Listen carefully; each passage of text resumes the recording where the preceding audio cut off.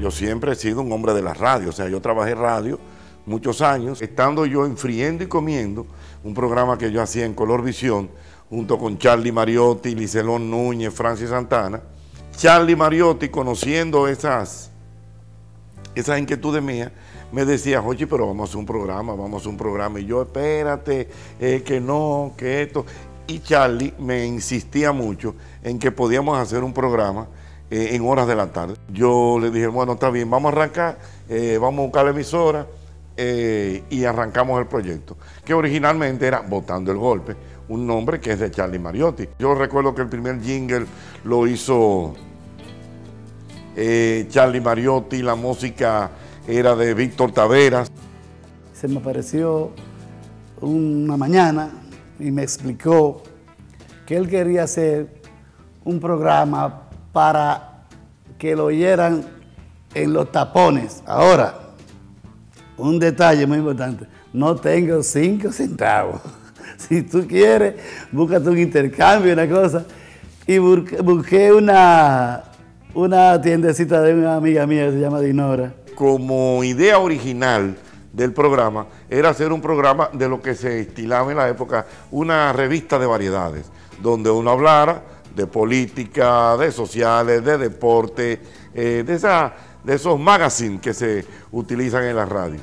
Nunca se me va a olvidar que para el primer programa queríamos hacer un programa de impacto para poder salir, y en esos días, hace 20 años, cuando salió el programa por primera vez, fue cuando el doctor Balaguer buscó como candidata a la vicepresidencia a Maribel Gasó, que eso fue un boom a nivel político, y Charlie, con sus relaciones políticas de la época, consiguió una entrevista con Maribel Gasó para ese primer programa. Estamos hablando que Balaguer la eligió, fue como un domingo en la tarde, un domingo en la noche, y ya el lunes nosotros teníamos a Maribel como nuestra primera invitada de aquel programa Botando el Golpe. El programa fue caminando, fue impactando, y ya de una hora ya estaban entrando los comerciales, ya el asunto como iba caminando bastante bien, de 5 a 6 y media, y después de 6 y media a 7.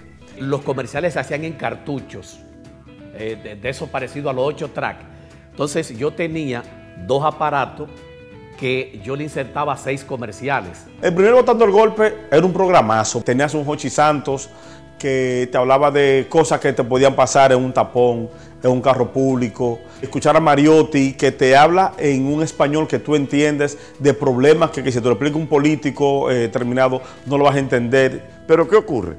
Que en ese ínterin Charlie estaba muy involucrado en asuntos políticos. Y ahí es entonces cuando empiezan a ocurrir una serie de ausencias ya de Charlie. Entonces, ante la ausencia de Charlie, tengo que asumir el control y la dirección total del programa.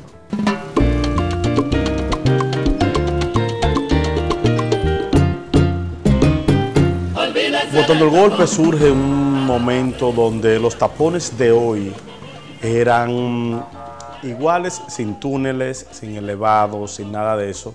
En el 96, una emisora de música suave, melodía.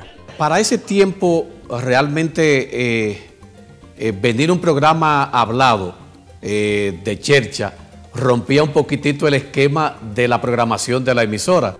Yo era oyente del programa y participaba en uno que otro concurso. Empezaron a hacer los túneles aquí en la 27 de febrero, que eso eran unos tapones a cada rato, que el túnel, que esto, que lo otro. Y yo no sé por qué, cada vez que yo tocaba temas que eran de corte popular, yo sentía que la gente que le agradaba eso. Yo lo veía por las llamadas telefónicas. Y yo dije, no, pero entonces ya este programa, yo que me voy a ir es por esta línea. Porque yo sé que ya la gente está hastiada de política, la gente está muy complicada en el tapón y la gente lo que quiere es relajo. Y ahí yo empiezo a trabajar solo ese proyecto de Botando el Golpe. De principio, quien ha estado conmigo ahí en el programa es Amaury Jaibar. Luego empezaron a llegar los personajes que empezaron a conformar toda la historia del programa. Cada persona que estaba en el elenco tenía su rol. Recuerdo que el primero fue Raimundo. Raimundo era el tipo de la calle, el tigre de la calle. Yo recuerdo que hablábamos de las calles. Yo propuse las calles que inician y terminan en la Avenida Bolívar hasta la Máximo Gómez. Fíjate que una empieza y una termina, son pocas las que cruzan. Entonces yo hice un reto de que los que llamaran y dijeran cómo se llama la calle, que solamente son 3 las que atraviesan la Bolívar, le íbamos a dar un premio. Y así empecé.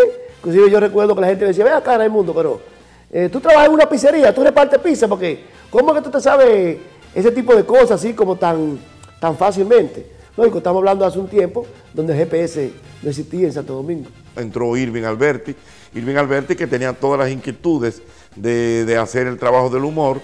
Irving era el teenager. Irving siempre te daba como el muchachón, el chamaquito que estaba, loco, estaba en Café Atlántico allí, le vi a Toque Profundo encendido. Fue lo primero que hice, fue en la radio, fue Botando el Golpe, que fue todo un fenómeno. Entrar de golpe, tú venís desde cero y entrar a un fenómeno y entrar con una figura de la talla de Hochi, pues es una experiencia que todavía hoy en día yo creo que no he podido cubrir esa satisfacción. Participaba en forma incidental Guasábara. Recuerdo también así rápidamente Mildred de la Mota, que estuvo con nosotros. Era la mujer del equipo, era como la niña, era siempre la que no podía hablar de tal tema. El caso de Luisín Jiménez, nos juntábamos mucho en la desaparecida esquina de Texas y yo veía que Luisín tenía como ese gracejo para manejar las cosas políticas, que siempre ha sido muy inquieto con los temas políticos, y tenía como las inquietudes, o sea, podía ser como